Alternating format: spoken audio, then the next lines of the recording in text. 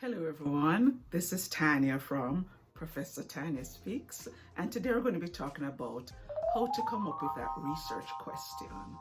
Now, you may be in college and you have a research paper to write. It could be a report for your business writing course, or it may be a developed essay for maybe an English composition course. So let's talk about what you would do to first come up with a broad topic, then what you would do to narrow it down, and then from the narrow topic, how would you create your actual research question? So let's take a quick look at that. Okay, so step one, how do we find a broad topic? We want to think in terms of something of interest to us, something that we care about, because more than likely you're going to be writing and researching and doing quite a bit of work for 4 to 6 weeks. So you want to make sure it's something that you care enough about so that you'll be motivated.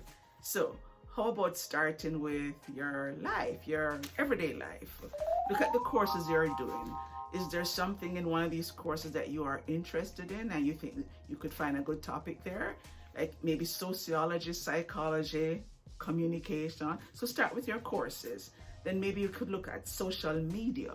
What are people talking about on social media that you would be interested in? Maybe you can look at what's popular on Twitter, or maybe you can look at what's popular in just on Instagram. But you can start there because you can get some ideas there.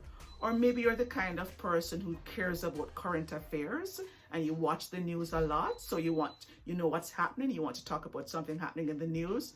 But please, nothing about American politics. No Donald Trump. No, we don't want any of that right now, okay? So look in the news. What's happening there? Maybe if you don't want to go with the news, look at work, on your job. What's happening there that you find interesting? Or with your friends, what are people talking about? So the first place you want to start is in your immediate life, and you want to look at your immediate surroundings, like your everyday life. Now, the next thing you want to also think about is maybe online databases. Your college would have different periodicals, journals. You can start there, you can do some reading, and as you read, you may find things of interest there also. The third thing you can do is some kind of online keyword research.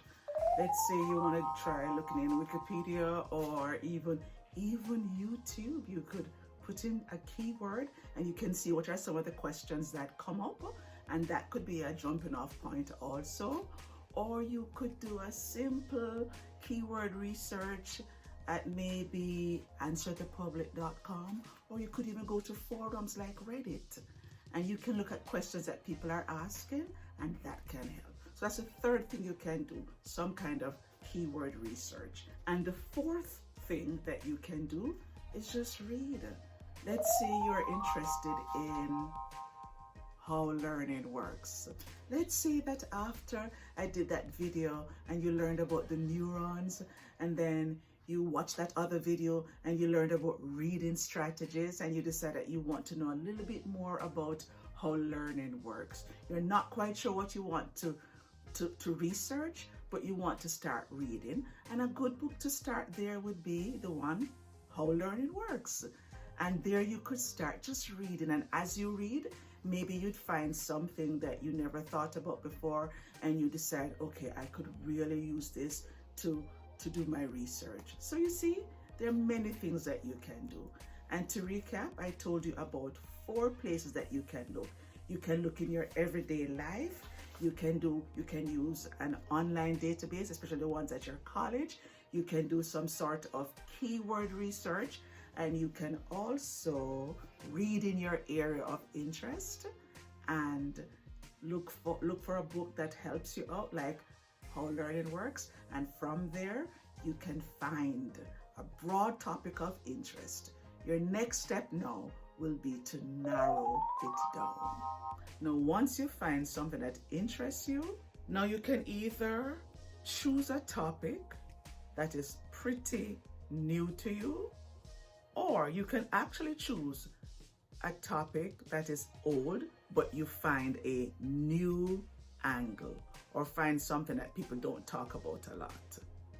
So just in case you're saying, yeah, but I don't want to choose something too new, I understand that. You can choose something old. Let's say, for example, you're interested in health and fitness. And I'm going to tell you guys that that is pretty old. Most of us have heard it all before. But let's say you want to start with that. So once again, a mind map is one of the best routes to take because that will help you to see what you know. So let's say you decided to begin with health and fitness at the center of your mind map.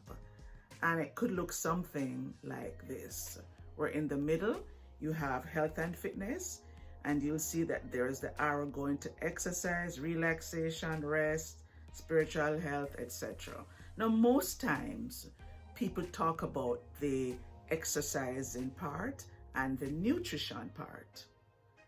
If you're going to do health and fitness, make sure you're not talking about exercising and nutrition, because there's very little that's new that you could be telling us. But let's say you decided to look at something like rest, because we don't talk about rest a lot, and that's very important. But if you were to talk about rest, then that would be a good idea. So let's look at this mind map that I started with rest. Now you'll see I have rest at the center, and then I have things like sleepwalking, REM sleep, hormones needed for weight loss. Now, stuff like that people don't talk about a lot. So let's say you decided that you wanted to talk about the hormones that are needed for weight loss. That would be a good start. So let's say you were trying to lose weight and you think, well, I may as well do a little bit of research on that because it could help me. Then think in terms of, what do people not know? And what do I not know? What do I need to know? And it would have to be more than what's the hormone. But maybe you could be asking, why are there hormones that affect weight loss? And then you'd have to start doing some research and some reading to find out which hormones these are, how do they affect people's weight loss, why do they affect weight loss, and there you could go. And from there, already, you could have come up with a question. Now, once you have decided on the narrow area that you want, it's time to now come up with a research question. And we want to think in terms of who, what, where, when, why, and how. So let's say we were going with the hormone area. You could try questions like these.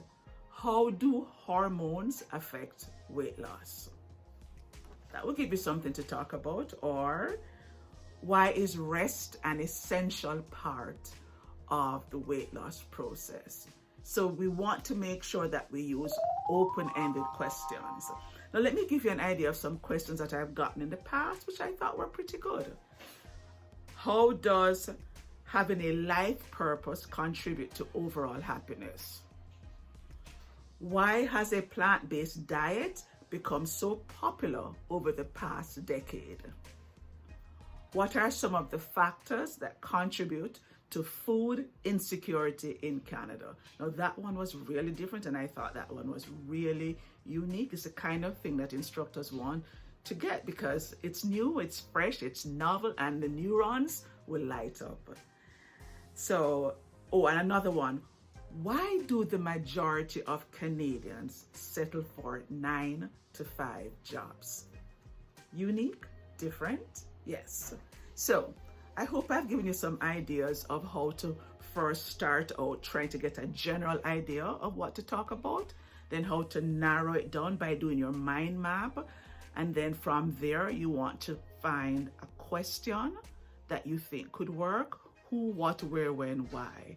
And of course, after you've done all of this, when you submit it to your instructor, there will be some discussion and you can figure out if you need to go a little bit broader or even more narrow.